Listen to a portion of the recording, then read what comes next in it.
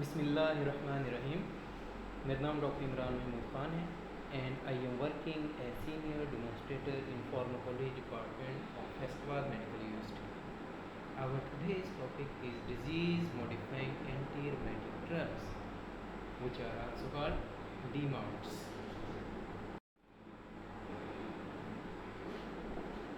Disease modifying anti rheumatic drugs are DMARDs. They have been shown to slow the course of disease, induce remission, and prevent further destruction of joints and involved tissues. When a patient is diagnosed with rheumatoid arthritis, the American College of Rheumatology suggests that there should be initiation of therapy with DMARD within 3 months of diagnosis. जब भी कोई patient rheumatoid arthritis के साथ diagnose होता है तो जो rheumatology college है अमेरिकन कॉलेज रूमेटोलॉजी वो क्या कहता है कि विद इन 3 मंथ्स हमें DMARD पेशेंट को स्टार्ट करवाना चाहिए in addition to NSAIDs which is non steroidal anti inflammatory drugs, low dose corticosteroids, physical therapy जिसमें हम पेशेंट की एक्सरसाइज वगैरह करवाते हैं, and occupational therapy. Occupational therapy क्या है कि सम टाइम जो पेशेंट का ऑक्यूपेशन है वो भी हमें इस डिजीज़ की वजह से चेंज करवाना पड़ सकता है, बिकॉज जो फिंगर्स की मूवमेंट होती हैं, जो स्लो मूवमेंट्स होती हैं, जो दस्तकारी वाले काम है वो वाला पेशेंट नहीं कर सकता, तो हमें उसके ऑक्यूपेशनल थेरेपी भी करवानी है। So with in 3 month diagnosis के रूमेटॉइड आर्थराइटिस की डायग्नोसिस के बाद विद इन 3 मंथ हमने DMARD शुरू करवाने होते हैं, और जो पेन इन्फ्लेमेशन उसको कम करने के लिए स्टेरॉइड्स भी हम देते हैं, लो डोज में non steroidal anti inflammatory drugs, साथ में फिजिकल थेरेपी और occupational therapy. Therapy with DMARD is initiated rapidly to help stop the progression of disease at the earliest stages. हम DMARD से जो थेरेपी बड़ी जल्दी शुरू इसलिए करवाते हैं कि जो बीमारी है उसको हम शुरू में ही पकड़ लें, उसकी जड़ में ही पकड़ लें और बीमारी आगे मज़ीद ना बढ़े। So what will be the choice of drug? No one DMARD is efficacious and safe in every patient. We have to tailor our treatment according to our patient. Most experts begin DMARD therapy with one of the traditional drugs. हमारे पास कुछ बुनियादी दवाएं हैं, drugs हैं, like methotrexate and hydroxychloroquine. Most patient में जब हम treatment start करवाते हैं तो उनमें इन्हीं वाली ये ड्रग देते हैं। These agents are efficacious and they are generally well tolerated with well-known side effects. जब हम पेशेंट को देते हैं तो पेशेंट इनको बड़ी अच्छी तरह टॉलरेट कर सकते हैं और हमें ये भी पता होता है कि इनके क्या साइड इफ़ेक्ट्स होंगे, नॉन साइड इफ़ेक्ट्स होते हैं। Inadequate response to traditional drugs may be followed by use of new DMARD. अगर हमारी जो बुनियादी दवाएं हैं, बुनियादी ड्रग्स हैं, मेथोट्रेक्सेट और हाइड्रोक्सीक्लोरोक्विन, इनसे पेशेंट को फ़ायदा नहीं हो रहा, then we come to the new DMARD. DMARD mean disease modifying anti rheumatic drug. और जो न्यू ड्रग्स हैं हमारे पास वो कौन सी हैं? लेफ्लोनामाइड है and एनाकिंद्रा। Combination therapies they are more safe and efficacious. In most cases, methotrexate is combined with one of the other DMARDs. Usually जितने DMARDs हम ट्राई करते हैं तो उनमें पेशेंट को जो हम एक ड्रग देते हैं वो तो मेथोट्रेक्सेट होती है। अगर कोई एड ऑन थेरेपी या सेकंड ड्रग हमें ऐड करनी पड़े तो वो मेथोट्रेक्सेट के अलावा कोई ड्रग होगी, लाइक हाइड्रोक्सीक्लोरोक्विन हो सकती है, लेफ्लोनामाइड हो सकती है, anakinra and so on. Most of the agents they are contraindicated for use in pregnant women. अगर एक पेशेंट प्रेग्नेंट है, उसको साथ में रूमेटॉइड आर्थराइटिस है, तो उनमें हम ये वाली ड्रग्स DMARD वाली ड्रग्स नहीं दे सकते। हमें पेशेंट की प्रेगनेंसी ख़त्म होने का, चाइल्ड बर्थ का वेट करना पड़ेगा, then we can start the treatment with these agents for treatment of rheumatoid arthritis during pregnancy. Now we come to the methotrexate. Methotrexate का आपको पता है it is used as an immunosuppressive drug. Chemotherapy में, cancer chemotherapy में हम इसको बहुत ज़्यादा यूज़ करते हैं, and it also has role in inflammatory bowel disease as well as in rheumatoid arthritis. Methotrexate slows the appearance of new erosions within the involved joints on radiograph.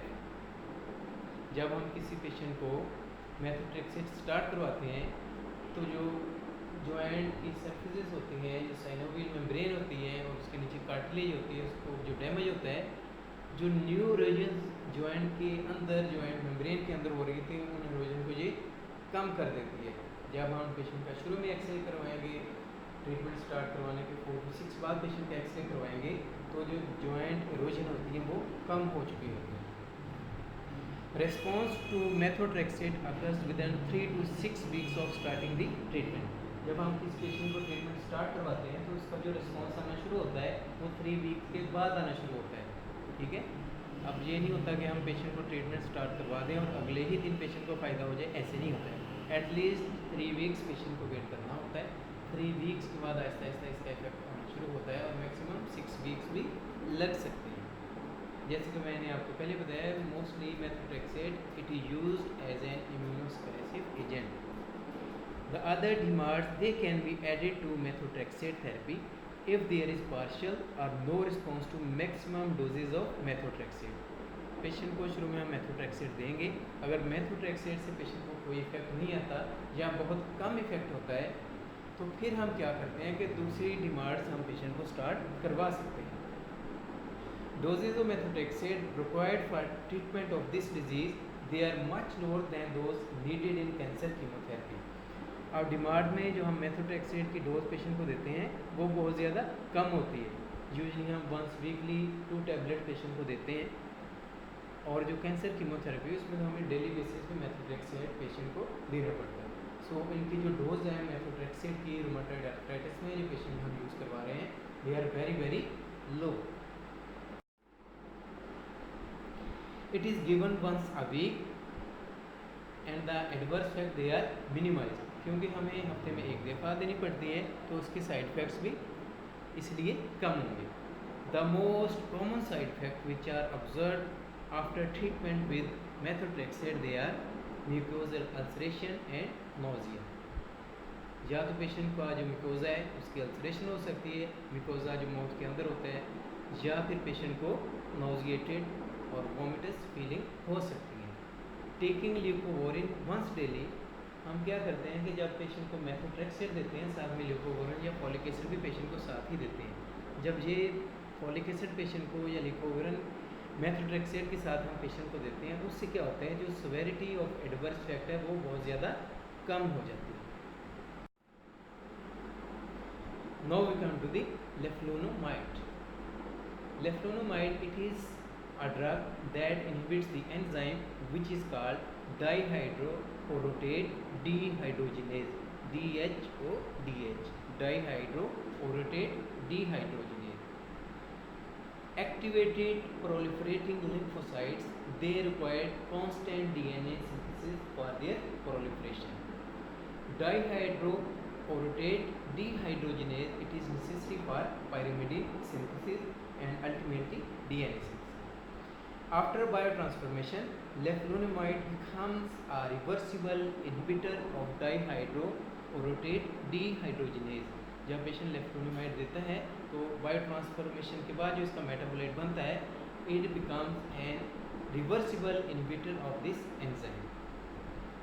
It not only reduces pain and inflammation associated with the disease, but it also appears to slow the progression of structural damage. ये structural damage को भी कम करता है और acute phase में जो patient को पेन होती है, इन्फ्लेमेशन होती है, उसको भी कम करता है. Leflunomide can be use as monotherapy. अगर हम सिंगल थेरेपी के तौर पे DMARD पेशेंट को देना चाहें तो लेफ्लुनोमाइड को उसके तौर पे भी दे सकते हैं as an alternative to methotrexate. अगर किसी वजह से पेशेंट मेथोट्रेक्सेट को टॉलरेट नहीं कर पा रहा है तो फिर भी दे सकते हैं, और as an addition to methotrexate in combination therapy, या हम इसको मेथोट्रेक्सेट के साथ कॉम्बिनेशन थेरेपी में भी दे सकते हैं. सिंगल डोज में दे सकते हैं, मेथोट्रेक्सेट पेशेंट टॉलरेट नहीं कर सकता फिर भी दे सकते हैं, या मेथोट्रेक्सेट के साथ कॉम्बिनेशन थेरेपी फिर भी दे सकते हैं. This is the mechanism of action of leflunomide. जैसे कि आप देख सकते हैं, सबसे पहले डाईहाइड्रोओरोटेट होता है, और जो डाईहाइड्रोओरोटेट है उससे ओरोटेट बनता है। इस स्टेप को जो वाला एंजाइम फैसिलिटेट करता है उसका नाम है डाईहाइड्रो ओरोटेट डीहाइड्रोजिनेज। अब ये वाले एंजाइम है, इसको जो ड्रग इनहिबिट करती है उसका नाम है लेफ्लुनोमाइड। एक तो ये इस एंजाइम को इनहिबिट करती है, साथ में NAD से NADH बनता है। अब डाईहाइड्रो ओरोटेट से ओरोटेट बनता है, ओरोटेट से ओरोटिडीन मोनोफास्फेट और ओरोटिडीन मोनोफास्फेट से यूरिडीन मोनोफास्फेट UMP बनता है, जो कि पायरिमिडीन और अल्टीमेटली DNA की सिंथेसिस में यूज होती है। So this was the mechanism of action of leflunomide. Now we come to the hydroxychloroquine. Hydroxychloroquine, it is used in treatment of malaria as well as COVID-19. Then it is also used for early mild rheumatoid arthritis and it has relatively very few side effects. जो side effect इसके साथ associated है, it can cause arrhythmias, ठीक है, cardiac conduction defects करवा सकता है और एरिथमियाज करवा सकता है। When used alone, it does not slow joint damage. इसको हम अकेले से यूज़ नहीं करेंगे, अगर अकेले हम इसको यूज़ करेंगे तो इसका ज़्यादा फ़ायदा नहीं होगा। Therefore, it is often used in combination with methotrexate. तो यूजली हम इसको methotrexate के साथ मिला के ही पेशेंट को देते हैं। अगर हम इसके मैकेनिज्म ऑफ एक्शन की बात करें तो वो it cause inhibition of phospholipase A2 as well as platelet aggregation. Phospholipase A2 को जब इनहिबिट करता है तो जो इन्फ्लेमेटरी मार्कर्स हैं वो नहीं बनेंगे। Then it also has membrane stabilising effect, then it has effects on immune system and lastly it also has antioxidant activity. So all these effect they lead to the minimal destruction of the involved surfaces of the joints in rheumatoid arthritis। अगर इसके हम side effect की बात करें, it may cause renal toxicity, और जैसा कि मैंने आपको बताया cardiac arrhythmias, cardiac conduction defects करवा। The other drug which is used in treatment of rheumatoid arthritis is sulfasalazine. Sulfasalazine it is also used for early mild rheumatoid arthritis और combination में use करते हैं विद मेथोट्रेक्सेट और hydroxychloroquine के साथ। Alone drug के तौर पे या सिंगल ड्रग के तौर पे सल्फासेलाजीन का भी रूमेटॉइड आर्थराइटिस में कोई रोल नहीं है। इसकी जो ऑनसेट ऑफ एक्टिविटी होती है वो 1 मंथ के बाद होती है, 1 मंथ से ज़्यादा 3 मंथ भी लग सकते हैं। जो इसकी साइड इफेक्ट हैं, it causes decrease in the number of WBC जो वाइट ब्लड सेल्स हैं हमारी, उनकी काउंट को कम करती है, जिसकी वजह से पेशेंट में इन्फेक्शन के चांसेस बढ़ जाते हैं। Other drug which is use for rheumatoid arthritis as disease modifying anti rheumatic drug is D-penicillamine। D-penicillamine it is an analogue of amino acid cysteine. जो हमारे पास अमाइनो एसिड सिस्टीन है उसका ये एनालॉग है। It slows the progression of bone destruction in rheumatoid arthritis. It is used as add-on therapy to existing NSAID/glucocorticoid therapy. D-penicillamine को हम NSAID और glucocorticoid के साथ मिला के एज एड-ऑन थेरेपी के तौर पे यूज़ करते हैं। एडवर्स इफेक्ट इसके जो होते हैं, रीनल इम्पेयरमेंट करवा सकती है एंड ब्लड डिस्क्रेजियस करवाती है। Then it can cause serious side effects including nephritis as well as aplastic anemia। और इसका जो सोल रोल है D-penicillamine का, it is used as a chelating agent in treatment of poisoning by heavy metals. जो heavy metal poisoning होती है उसकी treatment में D-penicillamine को बहुत ज़्यादा यूज़ किया जाता है। Now we come to the summary of DMARDs। Summary में आप देखेंगे कि इस कॉलम में ड्रग का नेम है, सेकंड पे उसके clinical uses other than rheumatoid arthritis हैं, और जो थर्ड वाला कॉलम है उसमें इसके साइड इफ़ेक्ट्स इन ड्रग पे कोड किए गए हैं। सबसे पहले जो ड्रग है abatacept, it causes infection, then it can exacerbate COPD and it results in hypersensitivity reaction. Anakinra, it is the drug which may cause injection site reaction. जहाँ पे आप इसका इंजेक्शन लगाएंगे वहाँ पे इंड्यूरेशन रेडनेस हो सकती है। Then it also cause infection because it causes decrease in the number of neutrophils. Neutrophils की काउंट जब कम हो जाएगी पेशेंट में इन्फेक्शन के चांसेस बढ़ जाएंगे। देन एंटी इंटरल्यूकिन 6 ड्रग्स, जिसमें टोसाइलिज़ुमैब का आपको बताया कि जो कोविड-19 वाले पेशेंट हैं जिनमें साइटोकाइन सिंड्रोम है, उनमें भी हम टोसाइलिज़ुमैब को यूज़ करवाते हैं। और इसके जो एडवर्स इफेक्ट हैं, इट में upper respiratory tract infection, headache, hypertension and elevated liver enzyme, HGPT ALT, जो लिवर एंजाइम है उनका लेवल ज़्यादा हो जाएगा। Then anti tumour necrosis factor alpha drugs, इनमें हमारे पास 4-5 ड्रग्स हैं और इनके अदर यूजेज रूमेटॉइड आर्थराइटिस के अलावा इन्फ्लेमेटरी बाउल डिजीज़ में यूज़ होती हैं और अदर जो रूमेटोलॉजिकल डिसऑर्डर है उनमें यूज़ होती हैं। अब ये भी इन्फेक्शन करवा सकते हैं, लिम्फोमा करवा सकते हैं, hepatotoxicity, haematological effects, hyper sensitivity reaction and cardiovascular effects. तो इनके साइड इफेक्ट बहुत ज़्यादा होते हैं। देन साइक्लोस्पोरिन, जो कि इम्यूनोसप्रेसिव के तौर पे यूज़ होती है। एक तो इसका रोल रूमेटॉइड आर्थराइटिस में है, दूसरा इसका हम टिश्यू ट्रांसप्लांटेशन में भी यूज़ करते हैं। अब इसके जो एडवर्स इफेक्ट है, रीनल टॉक्सिसिटी है, ब्लड प्रेशर को रेज करती है और लिवर टॉक्सिसिटी भी इससे ज़्यादा हो जाती है। Then are the gold compounds. Gold compound have many side effect including diarrhoea, dermatitis and haematological abnormalities. Then hydroxychloroquine या क्लोरोक्विन, ये हम एंटीमलेरियल के तौर पे भी यूज़ करते हैं, अमेबिक लिवर एब्सेस में यूज़ कर सकते हैं, रूमेटॉइड आर्थराइटिस में यूज़ करते हैं और कोविड-19 में भी यूज़ कर सकते हैं। एडवर्स में इफेक्ट इनके जो है रैश हो सकते हैं, GI एब्सेंट हो सकता है, मस्कुलर वीकनेस हो सकती है, नर्वस टिश्यू की वीकनेस होती है और ऑकुलर टॉक्सिसिटी भी इनसे हो सकती है। Then leflunomide, it is a teratogen, pregnancy में नहीं दे सकते, पेटोटॉक्सिसिटी होती है, स्किन रिएक्शन इनसे होती है। मेथोट्रेक्सेट, इसको हम एंटी कैंसर के तौर पे, इम्यूनोसप्रेसिव के तौर पे यूज़ करते हैं। इससे नोजिया पेशेंट होता है, म्यूकोजल अल्सरेशन होती है, मेटोटॉक्सिसिटी होती है, एप्लास्टिक एनीमिया हो सकता है। देन HGPT ALT रेज होते हैं पेशेंट के एंड इट इज़ आल्सो ट्रेटोजेनिक, सो इसको भी हम ड्यूरिंग प्रेगनेंसी पेशेंट को नहीं देते।